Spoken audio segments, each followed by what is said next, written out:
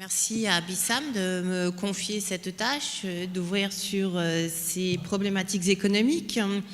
Et merci à vous tous pour votre présence. Alors l'économie américaine, bon, c'est pas celle qui nous préoccupe le plus aujourd'hui. Bon an, mal an, les choses se font à peu près et vous voyez que les marchés ont l'air très satisfaits d'ailleurs de la tournure des développements américains. Ce que je vais plutôt vous présenter là, on parlera bien évidemment un petit peu des États-Unis, pas forcément d'ailleurs dans les termes qui sont ceux qu'on évoque le plus souvent, mais plutôt donc un panorama global sur la situation économique et puis je terminerai sur quelques réflexions sur l'allocation d'actifs dans un environnement comme celui-là. Alors, équilibre fragile, je pense que c'est le moins qu'on puisse dire. Fragile, pourquoi ? Eh bien, pour des raisons à la fois d'ordre conjoncturel, on voit bien que c'est quand même un peu mou, décevant dans quelques cas, de nombreux cas, et encore parce qu'il reste eh bien, beaucoup d'éléments structurels, des ajustements qui sont en cours, en phase de développement, qui ne sont pas terminés. Je pense par exemple au fameux deleveraging, c'est-à-dire effectivement cette longue période durant laquelle on est censé pouvoir retrouver à terme des taux d'endettement qui permettraient de dégager des perspectives de croissance un peu plus solides. Nous sommes encore en pleine phase de deleveraging. Ça explique effectivement, en dépit des efforts des banques centrales, l'anémie de croissance du crédit, dans les pays développés en particulier. On constate également, et là de trimestre en trimestre, les déceptions ne cessent pas de s'accumuler, une inertie de l'investissement des entreprises. Les entreprises sont riches, elles accumulent du cash, enfin les entreprises, surtout les grandes entreprises, mais pour l'instant effectivement la transmission de cette richesse sur l'activité réelle se fait à minima. Ce qui pose effectivement des questions sur les débouchés de cette période, parce que si on n'investit pas, eh bien forcément demain, nos appareils de production seront réduits, notre capacité à créer de l'emploi sera écornée, et effectivement, on a là un thème assez central. On a également un thème donc, qui a commencé à être évoqué par David tout à l'heure, qui me semble absolument essentiel, c'est-à-dire on constate une rupture très importante entre l'avant-crise et la période depuis 2008 qui se caractérise par une inertie longue, durable des échanges mondiaux. Et là, on a vraiment le sentiment, je vous expliquerai comment, d'avoir perdu beaucoup de la courroie de transmission de la croissance à l'échelle régionale, à l'échelle mondiale, et également beaucoup de sous-jacents pour de nombreuses activités. Et bien évidemment, instabilité dans les pays émergents, fin du quantitative easing de la Fed qui avait permis quand même de soutenir les marchés, ou la confiance dans la capacité de déboucher sur un environnement économique plus porteur à terme. Là, il faut que je fasse... Ça fait ambiance boîte de nuit. Et également une certaine usure cyclique, parce que, eh bien, bon an, mal an, ce cycle a commencé en 2009 et nous sommes en 2014, bien avancé, et un cycle, eh bien, ça s'alimente pas miraculeusement, ça s'alimente en général par un rebond de la productivité qui se diffuse pendant 3, 4, 5 années, mais plus on s'éloigne de ce rebond initial de la productivité, plus il est difficile effectivement de retrouver des conditions propices à un redécollage, si je veux dire. Donc il y a tout un tas de phénomènes effectivement qui justifient que sur le plan fondamental économique, on soit très prudent. Alors en face de ça, il y a des forces de rappel. Et puis des actions massives des banques centrales. La Fed a lâché le flambeau qui a été repris immédiatement par la Banque du Japon avec des initiatives, des injections de liquidités absolument gigantesques. La BCE qui, là aussi, doit jouer quelque part à armes égales, donc qui nous prépare sans doute quelque chose du quantitative easing version véritable, on va dire. Et jusqu'à la Banque de Chine, vous avez vu en début de semaine, finalement, baisse des taux d'intérêt, injection de liquidités sur le court terme. C'est pas du tout la même typologie d'action. Néanmoins, des banques centrales à la manœuvre et qui aujourd'hui, finalement, dictent quasiment 95% de ce que font les marchés financiers, ce qui n'est pas sans poser question quand ça prend des proportions comme actuellement. Plus fondamentalement, on a une force de rappel qui est cette chute des prix de matières premières à l'échelle mondiale et pas seulement du pétrole, même si on regarde beaucoup le pétrole, avec des effets probablement potentiellement assez substantiels en termes de pouvoir d'achat pour les pays consommateurs. Donc là, c'est plutôt du côté des bonnes nouvelles, de ce qui pourrait enfin peut-être aider effectivement à débloquer un peu la situation. Et puis, force est d'arriver à la question, est-ce qu'on va avoir des initiatives politiques, gouvernementales un peu plus ambitieuses?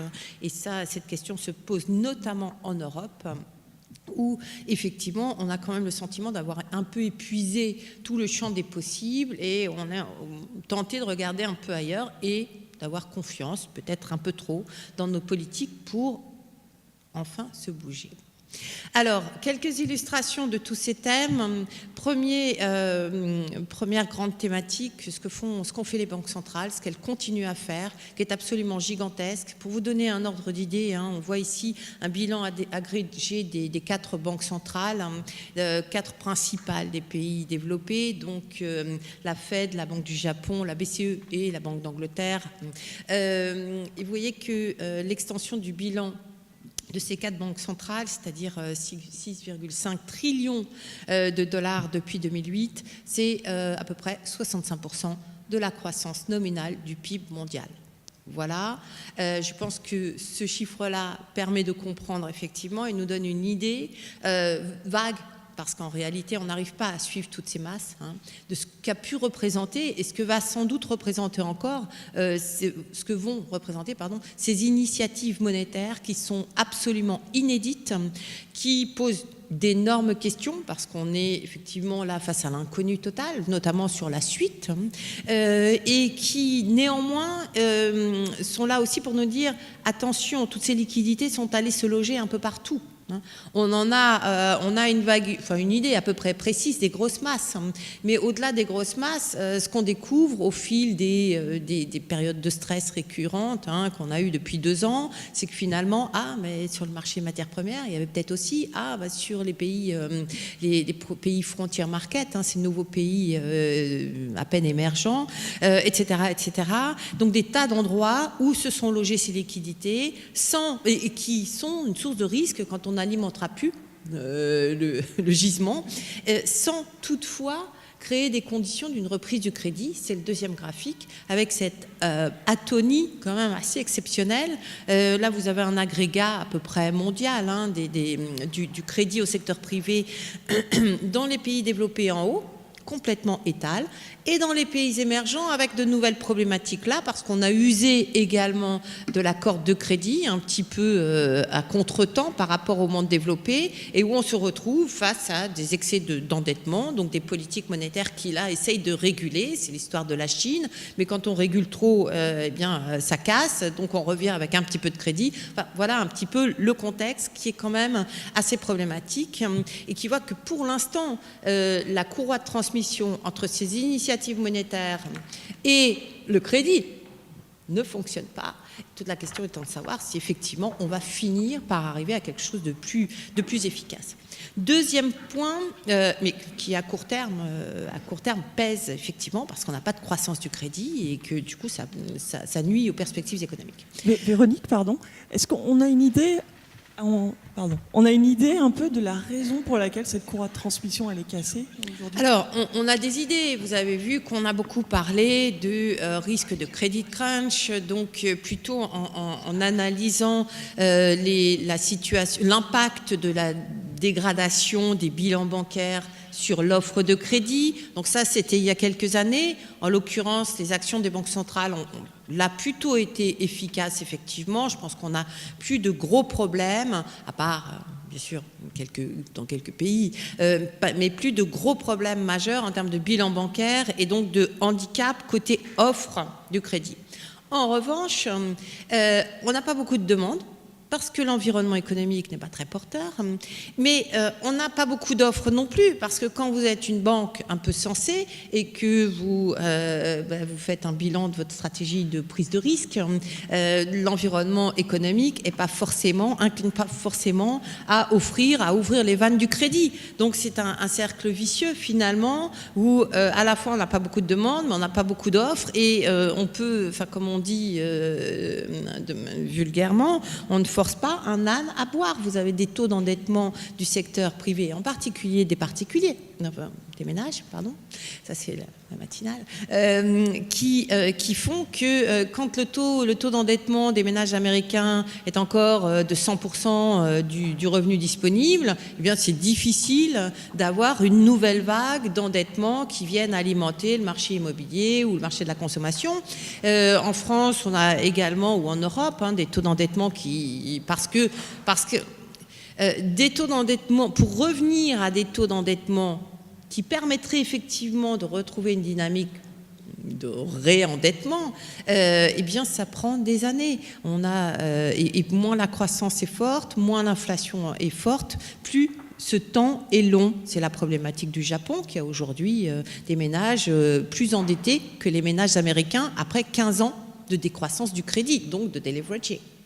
Donc voilà un peu et c'est pour ça aussi qu'il est impératif de retrouver de la croissance nominale, c'est-à-dire réelle, et un petit peu d'inflation pour que les revenus, la hausse des revenus absorbe le stock de dette. C'est aussi simple que ça. On a la même problématique pour les particuliers que celle des États en réalité. Donc voilà. Deuxième point, qui me paraît absolument essentiel, qui explique qu'on sent beaucoup quand on fait de la conjoncture, en particulier de la conjoncture internationale. Ce qu'on a vu ces derniers trimestres, c'est que finalement, il y avait des bonnes nouvelles sur le plan de la conjoncture, que ce soit aux États-Unis, ça va quand même mieux, que ce soit dans certains pays émergents, ou même la Chine, qui n'a pas des rythmes de croissance trop mauvais. Ce qu'on constate néanmoins, c'est que malgré ces bonnes nouvelles, un petit peu partout, au clairsemé, en dehors de l'Europe, ça ne prend pas. La dynamique internationale ne s'enclenche pas. Et le liant qu'on a pu, ou ce qu'on constatait avant la crise, c'est-à-dire, comme tous les économistes, moi j'avais mes indicateurs du commerce extérieur en Asie, qui était un bon indicateur avancé des échanges mondiaux et de la croissance, la production mondiale. Cet environnement-là a complètement disparu. Pourquoi ? Parce que finalement, on peut avoir des taux de croissance assez sympathiques à l'international, et notamment dans les pays émergents, mais ces taux de croissance n'entraînent plus le reste du monde. Ils n'entraînent plus le reste du monde parce qu'on n'a plus de croissance massive des importations. Et c'est ce que vous voyez ici avec ce graphique représentant le contenu de la production industrielle en importation. Vous voyez une courbe qui n'a cessé de monter depuis le début des années 90, ouverture des frontières, OMC, etc. Et depuis 2008, cassure parce qu'effectivement, on avait une ouverture des frontières, mais on avait aussi une configuration où l'économie mondiale vivait au-dessus de ses moyens. Donc on échangeait davantage qu'on ne produisait en réalité, plus la délocalisation, etc. Et tout ceci s'est cassé, d'abord parce qu'effectivement, on a un début de rééquilibrage des comptes courants, premier élément, plutôt d'ordre conjoncturel, mais on voit que la conjoncture peut durer un moment.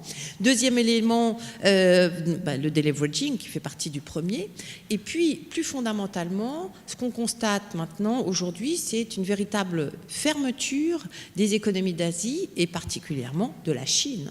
Cette Chine qui a tellement participé à l'ouverture ou à la multiplication des échanges mondiaux durant les 15 années avant la crise, aujourd'hui est en train de se refermer. Et même avec une croissance donc à peu près décente, ne génère plus du tout cette dynamique internationale. Vous avez quelques illustrations ici de l'importance du rôle de la Chine durant la période de sortie de crise. Sur la graphique de gauche, d'ailleurs je pourrais commencer par celui de droite, ce sera mieux. Sur de gauche. Sur le graphique de gauche, vous avez une croissance des importations chinoises par typologie de produits, par grand secteur. voyez, 2010-2011, une envolée des importations chinoises, de biens d'équipement, de matériaux de base, de tout un tas de choses. Tous les secteurs ont bénéficié effectivement du plan de relance de l'économie chinoise et de cette embardée de la croissance qui a été absolument très forte.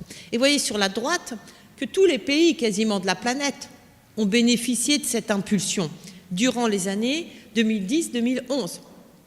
Et vous avez les 2 dernières années, 2012-2013, où là, en 2011, effectivement, rupture de politique économique en Chine, surchauffe. On avait, là, pour le coup, effectivement, un peu appuyé sur la pédale du crédit, de l'endettement, etc. Surchauffe immobilière, on casse tout, on durcit la politique monétaire. La réponse immédiate, c'est une stagnation des importations chinoises pour tous les secteurs, graphique de gauche, depuis 2 ans. D'action complète et un effet négatif sur quasiment tous les pays de la planète. On parle de l'Afrique du Sud au Brésil, en passant par l'Italie, la France, etc. Réalisez que pendant ces années-là, je crois qu'il y a une barre pour la France, on a eu des exportations françaises à destination de la Chine. Même la France a réussi à exporter en Chine à un rythme, je ne sais plus, de 15 ou 18%. Et tout ça a disparu. Ça a disparu avec des conséquences énormes sur la dynamique internationale. Alors pourquoi ça a disparu? Pour des tas de raisons. Des raisons à la fois conjoncturelles, moindre croissance, baisse de l'investissement, et structurelles. Recentrage de l'économie sur sa propre croissance endogène, ce fameux développement de la consommation en Chine, mais qui va de pair avec un développement du tertiaire, parce que les besoins sont là maintenant. Quand on investit dans le tertiaire, comme le font les Chinois aujourd'hui, eh bien, c'est pas de la machine-outil allemande ou japonaise, c'est pas du tout la même typologie d'investissement, et la demande chinoise change de nature et en réalité se réduit. Deuxième type d'explication, alors là, très structurel, le fait que toutes les grandes entreprises dans tous les grands secteurs sont déjà implantées en Chine. Et que forcément, une fois qu'on est implanté en Chine, la Chine importe plus ou on n'exporte plus puisqu'on produit sur place. Donc ça, c'est plutôt l'aspect, on va dire, structurel positif de l'approfondissement du développement chinois. Mais il y a également un changement de stratégie des autorités chinoises en faveur de plus d'indépendance du pays, qui était extrêmement dépendant finalement, en particulier de ses importations de biens d'équipement. Donc on a décidé effectivement de développer ces secteurs à plus forte valeur ajoutée, et ça explique également que la Chine importe moins. Donc tout ceci est très important, avec des conséquences phénoménales sur la dynamique internationale. Alors je ne suis pas en train de vous dire, je reviens sur le débat qu'a à peine entrouvert David tout à l'heure, je ne suis pas en train de vous dire qu'il n'y a plus de croissance à l'international. C'est pas ça l'histoire. Mais en termes de dynamique économique, en termes de rouage, de mécanismes d'entraînement internationaux, on a une cassure très nette. Et l'histoire d'aujourd'hui n'est plus celle d'avant la crise. C'est ça la réalité. Après qu'il y ait une croissance dans les émergents 2 ou 3 fois supérieure à ce qu'on a dans les pays développés, c'est évident, et que pour les entreprises qui sont dans ces pays émergents, ça reste toujours une source de croissance importante. Alors, mais économiquement, je crois que c'est très important, surtout quand on est européen, et que toute la stratégie de sortie de crise de l'Europe est basée sur l'idée d'une internationalisation croissante à long terme. C'est important de réfléchir sur ce que signifie ce mouvement d'érosion de la croissance des échanges mondiaux. Sur le plan de la sphère réelle, ça veut dire d'abord que la Chine ne joue plus ce rôle de moteur, ne serait-ce qu'auprès de ses voisins immédiats. Ces voisins dans lesquels elle a traditionnellement beaucoup d'entreprises, toute la chaîne de production, où là, précisément, la Chine exporte beaucoup moins, eh bien, elle entraîne beaucoup moins tous ces pays-là. Vous avez des pays comme la Malaisie, tout un tas de pays très, très voisins, qui sont des petits pays, mais très dynamiques, Taïwan également, entraînés par cette dynamique chinoise, qui sont à la peine aujourd'hui, depuis 2 ans. Vous avez également, donc, bien sûr, les fournisseurs traditionnels de la Chine, l'Allemagne, le Japon, un peu plus loin les États-Unis et la Suède, qui avaient beaucoup bénéficié également de cet effet d'entraînement, qui aujourd'hui sont à la peine et ne retrouvent plus cette dynamique. On a également eh bien, les fournisseurs de matières premières, matériaux de base, parce que vous l'avez vu sur le graphique tout à l'heure, y compris, bien sûr, la demande de matériaux de base s'érode. Donc ça, c'est les implications effectivement économiques, avec une vérité, c'est que si le gâteau mondial ne s'accroît plus, hein, ce gâteau des échanges mondiaux, alors quand on mène des politiques compétitives, qu'est-ce qu'on fait? S'il y en a un qui gagne, c'est forcément au détriment de l'autre. On ne peut pas tous gagner. Alors qu'auparavant, on pouvait tous gagner. Auparavant, qu'est-ce qui se passait? J'ai une illustration ici qui va vous aider à comprendre. Voilà la France, qui n'a jamais été un grand pays exportateur, particulièrement pas tout à fait performant. Sur le graphique de droite, vous avez néanmoins, vous voyez, les exportations françaises de biens et services en volume multipliées par 2,5 entre le début des années 90 et la crise de 2008. 2,5, quand la production industrielle faisait plus 13%. Alors, 2,5, c'était moins fort que la croissance des échanges mondiaux. Et puis, on exportait, mais on réimportait tout de suite. Donc, net sur la croissance, on n'avait pas une contribution de nos échanges extérieurs à la croissance qui était particulièrement élevée. C'est la grande faiblesse française. Néanmoins, ça circulait. On avait effectivement des gisements d'activités qui entraînaient dans leur sillage les activités de transport, de transactions financières, les services, etc. C'est du commerce, hein. Et qui étaient effectivement des sous-jacents qui créaient une dynamique bien évidemment favorable au développement économique, à l'emploi, etc. Ceci a disparu.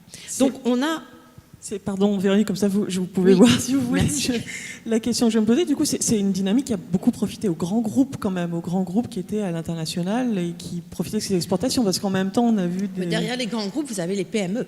Derrière les grands groupes, vous avez toujours les PME. Et on voit bien, effectivement, qu'aujourd'hui, finalement, les grands groupes tirent moins la dynamique et que les PME en souffrent considérablement.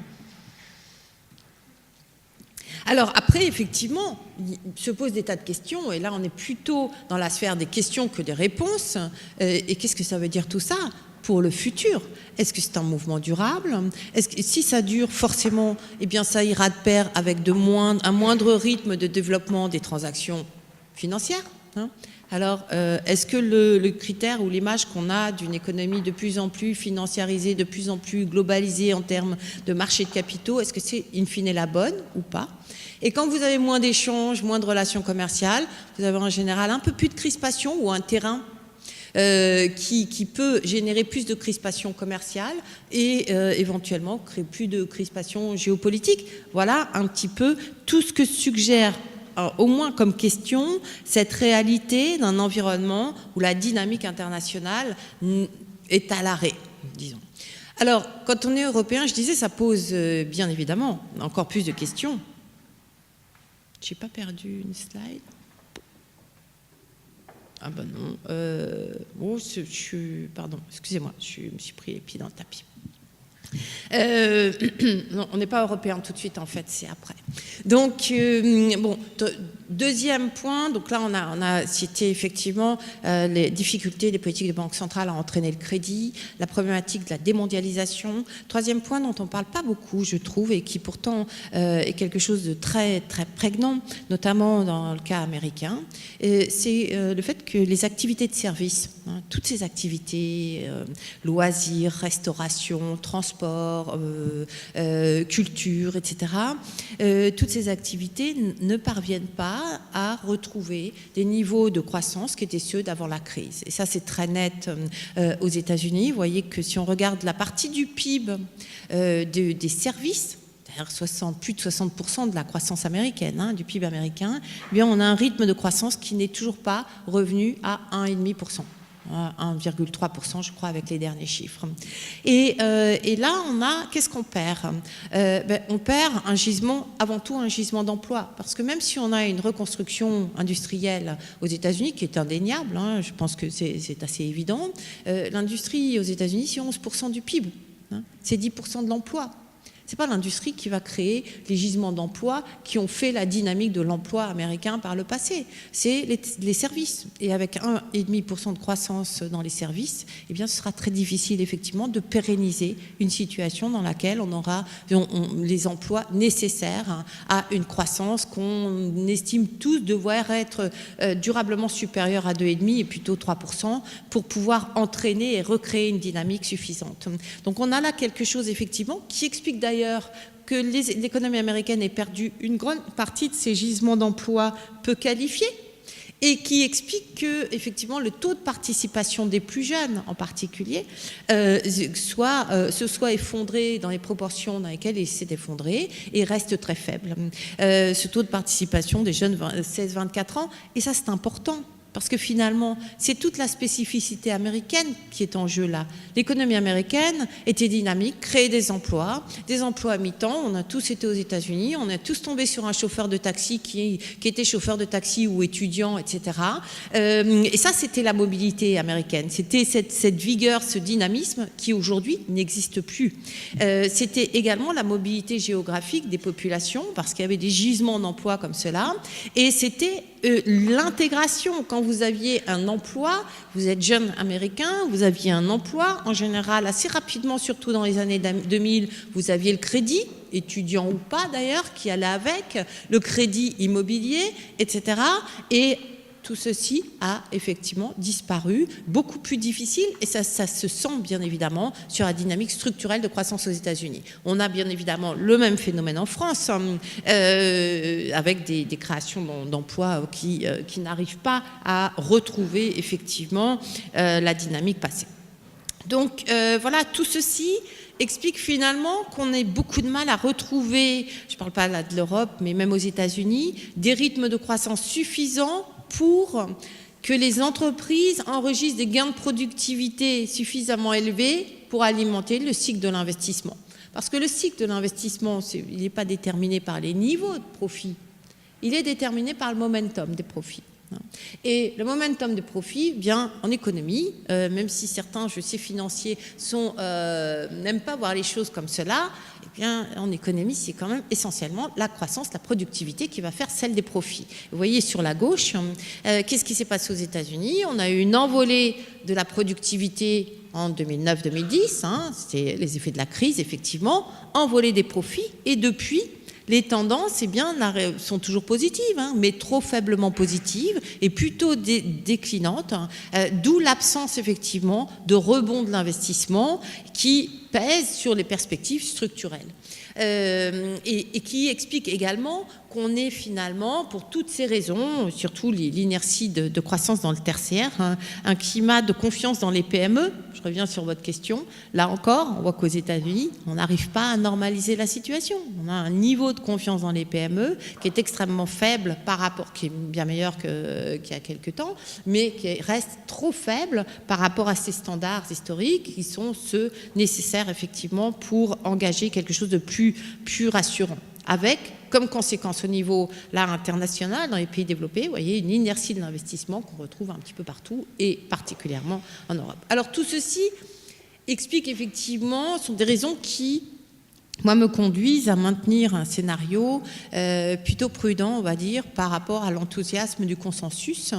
Ce consensus des économistes qui est, je vous le rappelle quand même, un consensus d'économistes des banques, et duquel il m'arrive assez souvent de m'éloigner, dans un sens ou dans un autre, encore que ces dernières années, c'était plutôt dans un sens assez systématiquement inférieur. Mais du coup, effectivement, un environnement où vous voyez, pour moi, la croissance mondiale ne devrait pas vraiment accélérer en 2015. Je pense qu'également, il y a des risques, notamment du fait de la situation dans les pays émergents, j'y reviens tout de suite après, qui pourraient même faire que l'année 2015 soit in fine pas aussi, moins bonne que 2014. Une situation dans la zone euro qui est celle qu'on connaît, où finalement, c'est très difficile d'envisager que la zone euro arrive à s'arrimer à une croissance mondiale, dès lors qu'il n'y a pas de croissance des échanges mondiaux. Hein. Et du coup, effectivement, des difficultés à envisager, un, que l'Allemagne joue le rôle de locomotive, deux, que les autres arrivent, bon an, mal an, à s'accrocher effectivement à ce terrain de la croissance. Donc, des perspectives en zone euro qui sont loin d'être réjouissantes. Dernier cas de figure, enfin, le Japon, pour lequel j'ai abaissé sensiblement mes prévisions, parce qu'effectivement, on voit bien que les initiatives du gouvernement Abe sont, échouent. Et là, c'est intéressant parce que qu'est-ce qui se passe finalement? Abe, avec sa stratégie, a ni plus ni moins une stratégie d'exportation de sa déflation. Quand on dévalue sa monnaie comme il l'a fait, on déprécie, on vise effectivement une politique compétitive, mais alors la politique compétitive, ça marche bien, ça peut marcher quand le socle de croissance des échanges est important, on gagne par rapport à ses voisins. Mais pour un pays comme le Japon, dont les échanges sont extrêmement imbriqués en Asie, si le Japon gagne, c'est forcément au détriment de ses voisins. Or, ses voisins sont ses clients, sont ses débouchés. Donc finalement, avec sa politique compétitive, le Japon a ruiné quelque part les débouchés qu'il recherchait. C'est la Corée qui souffre beaucoup et qui est obligée également de déprécier, enfin, dont la devise se déprécie. Et puis ce sont tous les pays de la région. Et finalement, on arrive à créer quelque chose qui devient éminemment déflationniste dans l'ensemble du sud-est de l'Asie, à l'instar en réalité de ce qu'on fait en Europe, parce que précisément, effectivement, des politiques compétitives, quand il n'y a pas de croissance derrière, ça devient de facto des politiques beaucoup plus déflationnistes par nature. Alors dans ce contexte-là, une des questions qu'on a tous, est-ce que finalement la Réserve fédérale américaine va pouvoir normaliser ou enclencher ce qui permettrait de valider l'idée que l'économie américaine va définitivement mieux. C'est aussi pour ça que les marchés aspirent à cette normalisation monétaire du côté américain, c'est-à-dire enclencher un cycle de hausse des taux. Tous les indicateurs traditionnels de la fonction de réaction de la Fed, la Réserve fédérale américaine, le suggèrent. Si on prend un indicateur mensuel, la ligne violette de la output gap, donc du degré d'utilisation des ressources de l'économie américaine, que ce soit sur le marché de l'emploi avec le taux de chômage ou les capacités productives, vous voyez qu'on est sur des zones qui traditionnellement, enfin même pas traditionnellement, systématiquement, ont été des niveaux de début d'enclenchement des hausses de taux. Les barres grises que vous avez sur ce graphique représentent les phases de hausse des taux. Ce n'est pas la récession comme souvent on met sur ces graphiques-là. Et vous voyez que ça marche très bien. Et on comprend bien effectivement pourquoi les marchés attendent de la Fed qu'elle normalise sa politique, parce que finalement avec ces critères traditionnels, on a bien un contexte qui suggérerait effectivement que ce soit le moment. On comprend également pourquoi les membres du board de la Fed envisagent de remonter leur taux à horizon relativement rapide, courant 2015. La réalité, en revanche, c'est de savoir si la Fed peut agir seule, compte tenu de son imbrication dans l'espace mondial et de la diffusion de ce qu'elle a fait au niveau de l'économie mondiale, avec les injections de liquidités massives, et deux, y compris si l'économie américaine est véritablement à même de faire face à une hausse du crédit, parce qu'en regardant le seul taux de chômage, mais dont la validité est fragilisée par la baisse du taux de participation, en regardant que les taux d'utilisation des capacités, mais en ignorant effectivement tous les autres éléments, vous voyez qu'à chaque fois on a un oui, ça va mieux, mais. Et on est constamment dans cette problématique qui pose un vrai dilemme, avec une problématique tout à fait particulière, spécifique, et c'est là le grand danger effectivement, c'est la problématique immobilière. Le marché immobilier va mieux. Tous les économistes nous ont dit depuis 2 ans, les prix de l'immobilier remontent, c'est très bien, ça va créer des effets richesse, donc la consommation américaine va forcément s'améliorer, sauf que la consommation américaine et ses effets richesse, quand on a un taux d'épargne qui est très faible, comme c'est le cas aux États-Unis, forcément les effets richesse sont limités. Deuxièmement, ce qu'on constate effectivement, c'est que si on a eu une hausse des prix, très forte, sur le neuf, vous voyez qu'on est largement au-dessus des prix d'avant la crise. C'est essentiellement parce que, il n'y avait plus de marché ancien d'offres sur l'ancien suffisantes, donc un report sur le neuf, et en général les hausses de prix vont beaucoup plus vite dans ce secteur-là, et par ailleurs, donc premier enclenchement, et par ailleurs des investisseurs institutionnels qui ont massivement acheté l'immobilier neuf aux États-Unis.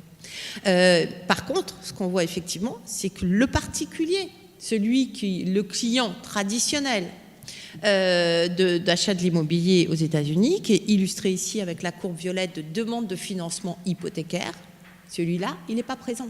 Il n'est pas revenu dans le marché comme il le faudrait pour être serein et considérer effectivement que la situation s'est complètement normalisée. Ça veut dire que s'il n'est pas revenu, il doit revenir, sauf qu'il doit revenir avec des prix de l'immobilier extrêmement élevés et que bien évidemment, ça réduit sa capacité d'acquérir et donc ça réduit la chance d'une normalisation du marché immobilier. Et ça explique pourquoi ce marché est tellement sensible à la variation des taux de financement. Quand Bernanke, l'an dernier, a annoncé, donc c'était en 2013, printemps 2013, que le quantitative easing ne serait pas éternel, eh bien les taux longs ont monté et immédiatement tous les indicateurs immobiliers, c'est le graphique de gauche, se sont infléchis et les 4 derniers trimestres en termes d'immobilier ont été assez négatifs. Donc il y a une sensibilité là extrême qui explique effectivement les doutes qu'on peut avoir et l'incertitude qu'a la Réserve fédérale américaine. Dans mon propre scénario, je n'ai pas de hausse des taux de la Réserve fédérale à horizon prévisible, c'est-à-dire à horizon fin 2015. Voilà. J'estime que le risque assorti à un tel mouvement est trop élevé et que la Fed ne le prendra pas. Alors, bon, après, il y a un degré, bien évidemment, de se tromper, qui est toujours existant, mais il me semble que dans la balance des probabilités, c'est dans ce sens que ça va. Alors, l'autre élément, effectivement, on a parlé de démondialisation. J'ai parlé de démondialisation. Le terme est un petit peu fort, je conçois. Mais néanmoins, je pense qu'on voit effectivement avec cette thématique qu'on comprend que le monde émergent n'est plus du tout le même qu'avant la crise.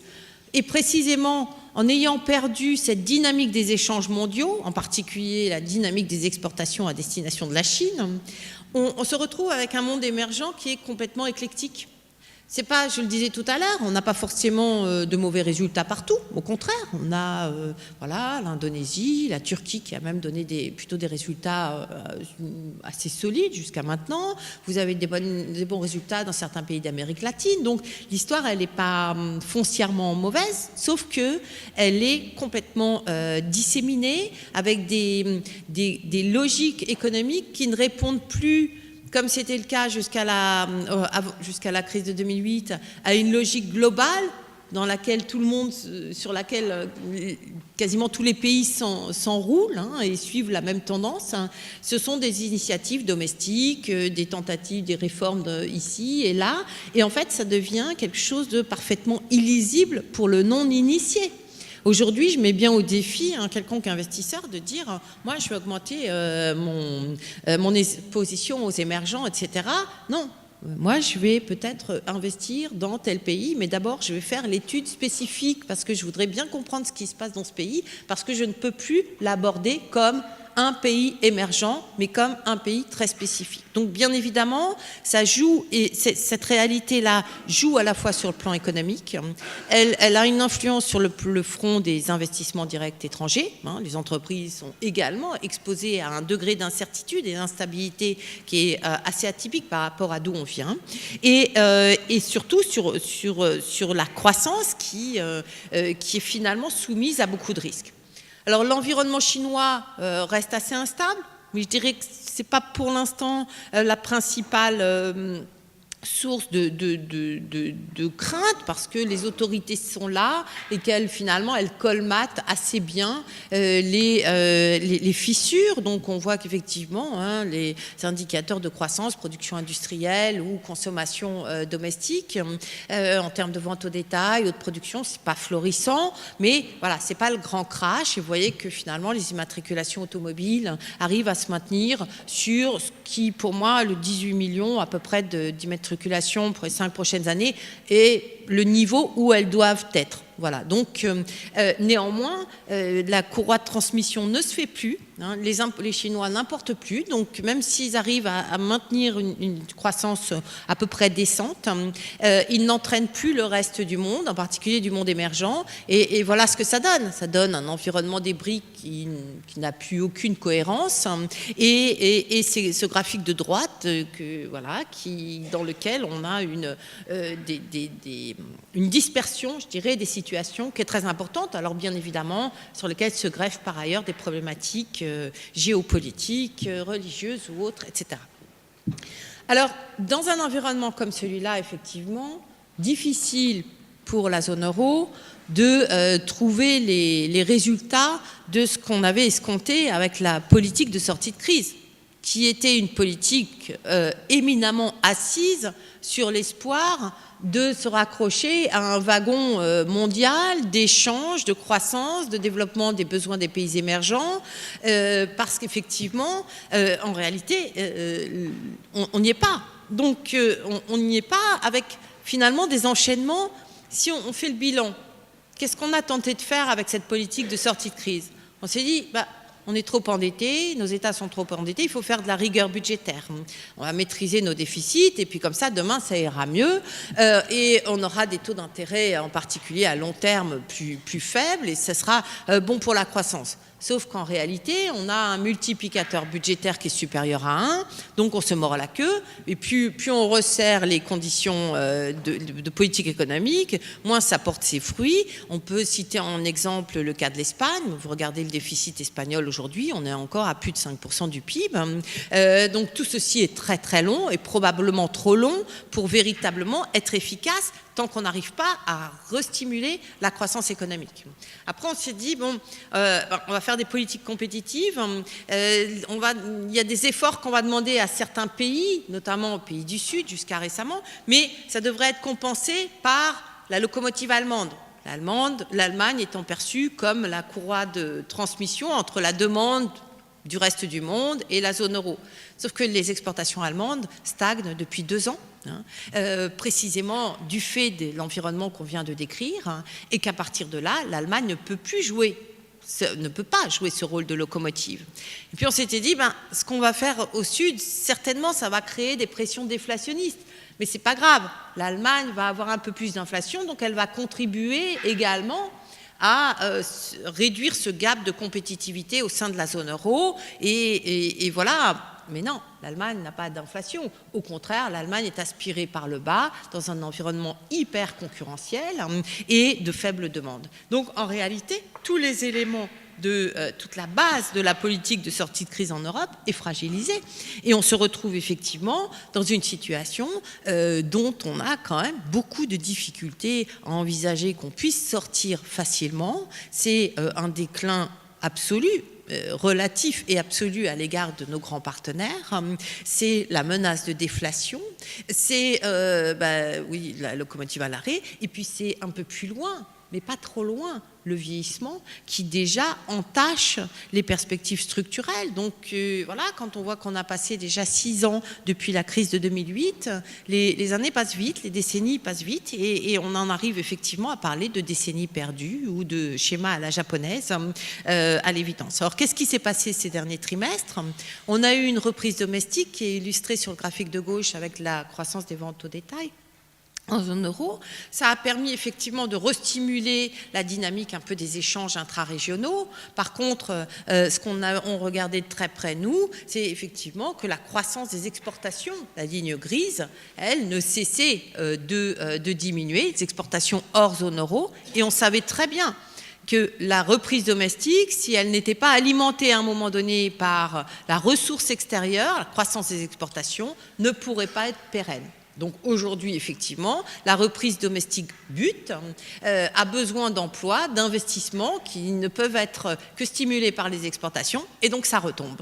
Ça retombe avec, en particulier, l'Allemagne qui déçoit, parce que l'Allemagne a bien bénéficié de cette demande, de cette reprise domestique, et puis à partir du moment où cette reprise n'est plus là, l'Allemagne également déçoit, puisqu'elle n'exporte pas dans le reste du monde. Enfin, c'est pas qu'elle exporte pas. La croissance et les exportations est étale.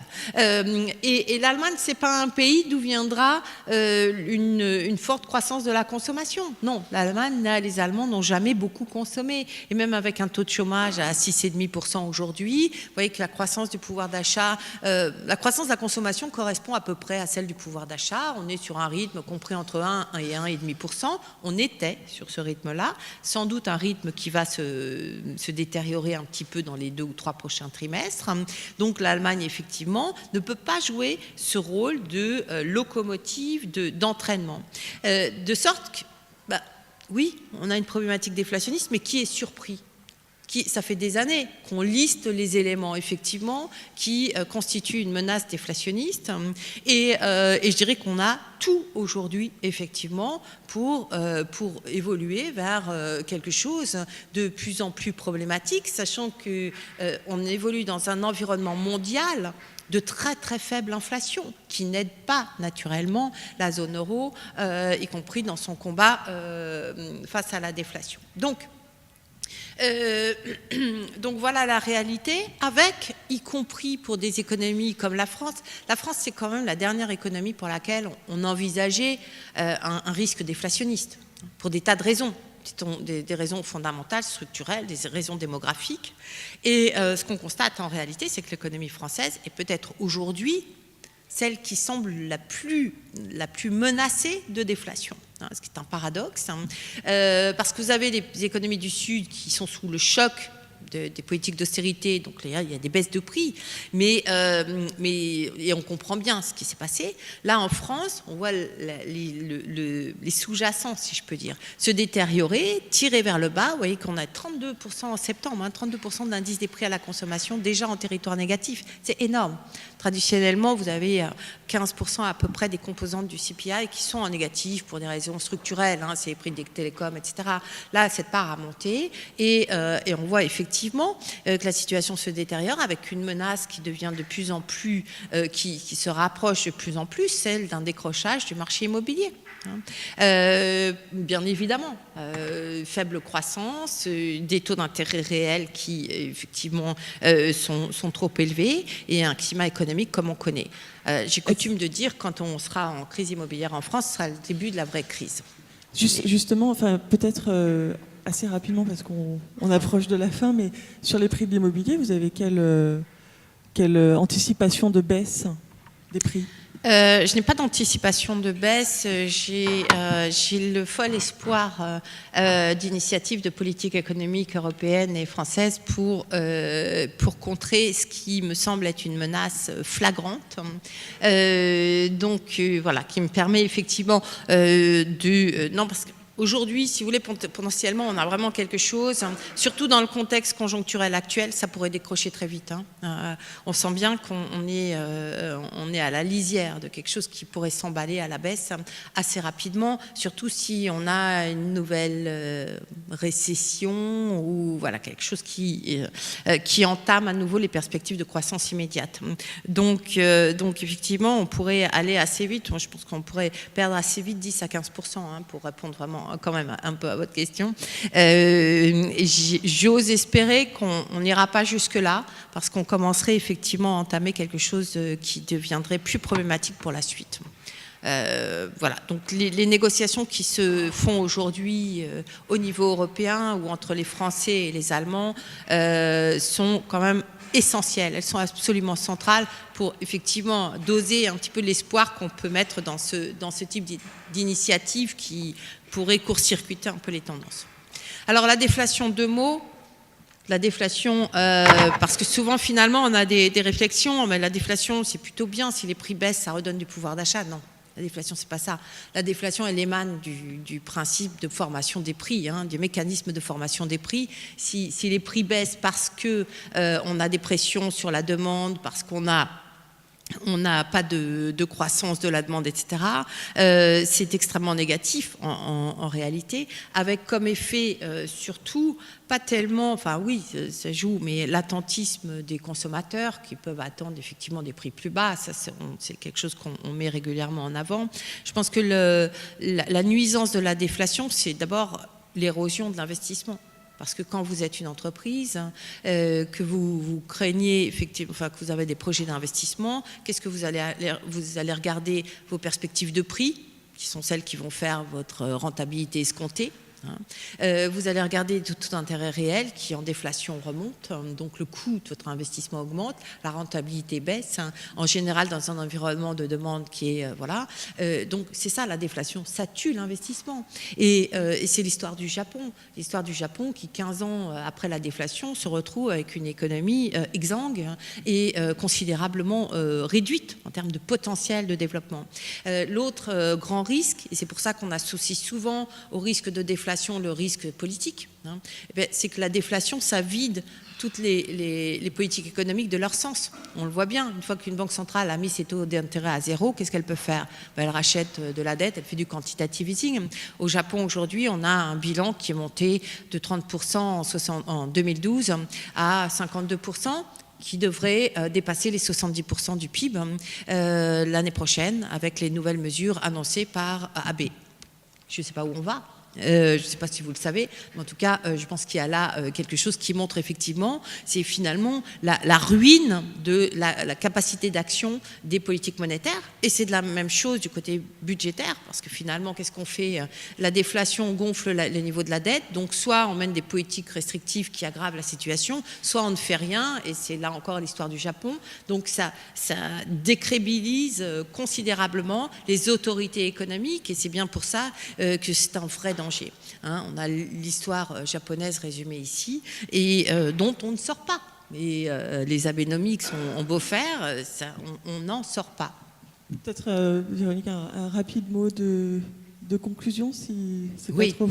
Alors, soit pas trop en retard, donc on a compris, enfin moi je l'ai dit à plusieurs reprises effectivement, on ne s'en sortira pas uniquement avec les banques centrales, et je pense que effectivement, même Monsieur Draghi est arrivé à cette conclusion, c'était son discours de Jackson Hole. On voit ce qui se trame au niveau européen. La grande crainte, par contre, effectivement, c'est qu'on y aille encore dans le même mode operandi, si je peux dire, que celui de la BCE, c'est-à-dire par trop petites touches à chaque fois, même si, in fine, on finit par faire tout ce qui paraît décent. Ça veut dire également que sur le... vous trouverez dans la publication, sur le plan des perspectives économiques, qu'est-ce qu'il nous reste ?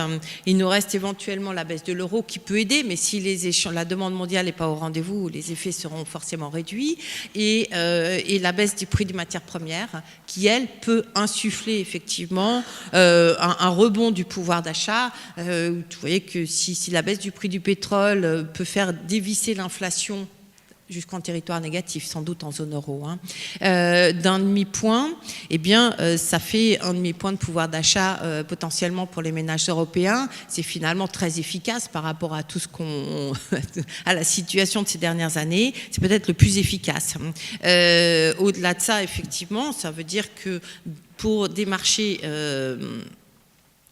financiers, et j'arrêterai sur ce graphique-là, la question effectivement, est-ce qu'on aura dans les prochains trimestres la validation de ce qui semble avoir été pricé par les investisseurs ces dernières années, et surtout depuis 2012, par moment à partir duquel, vous voyez, la courbe violette du MSCI mondial commence effectivement à s'éloigner de plus en plus de celle de la production mondiale.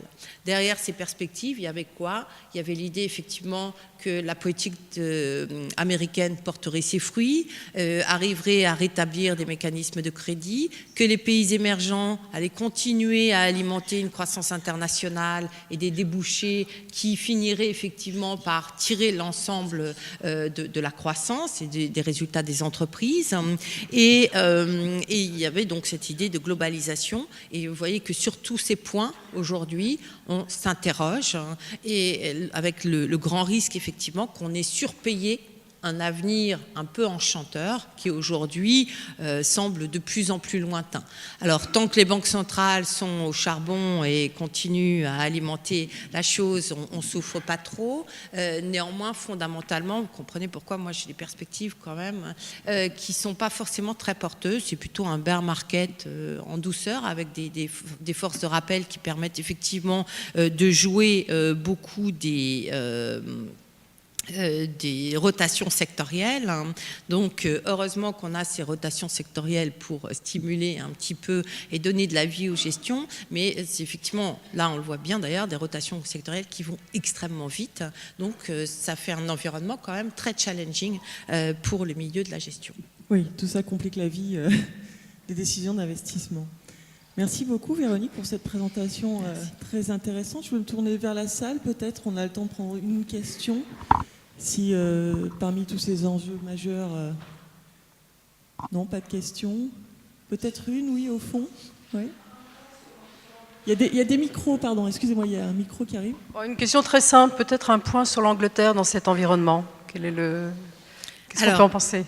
L'Angleterre, c'est vrai qu'il n'y a pas grand-chose sur l'Angleterre. L'Angleterre a eu plutôt, qu'est-ce que je comprends de l'Angleterre ? Une caractéristique. L'Angleterre, je pense que c'est d'abord, quand même, pour beaucoup, la place financière, c'est la City.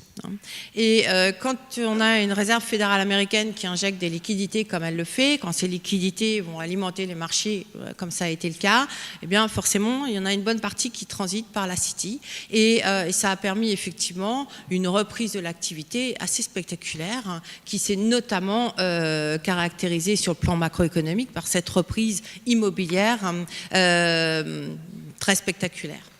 En revanche, quand on regarde l'Angleterre sur le plan fondamental, est-ce qu'on a avancé par rapport à l'immédiate après-crise, aux problématiques de surendettement, problématiques également, enfin de surendettement public-privé, ou efficacité économique du pays lui-même, on reste un peu sur sa faim, avec effectivement le sentiment que la détérioration du contexte des marchés financiers ou des flux, etc., ne laissera pas indemne l'économie britannique. Donc on a finalement, là encore, une banque centrale britannique qui, à mon avis, n'aura pas beaucoup le loisir de commencer ou d'initier une normalisation de sa politique économique par une remontée des taux d'intérêt. Et on le voit bien d'ailleurs ces derniers mois, parce que finalement, à chaque fois qu'ils prennent un petit peu d'avance sur ce terrain-là, ils sont obligés de revenir en arrière, parce que c'est beaucoup trop complexe et que les sous-jacents sont en réalité extrêmement fragile. Alors là, aujourd'hui, on a grand renfort de la Banque centrale du Japon et de la Banque centrale européenne, peut-être encore une nouvelle éclaircie, ou enfin quelque chose qui peut encore alimenter l'histoire britannique.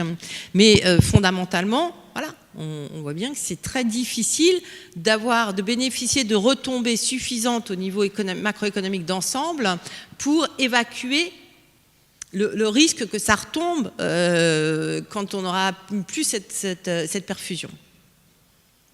Très bien, merci beaucoup. Merci encore Véronique, merci. Je vous demande de l'applaudir s'il vous plaît.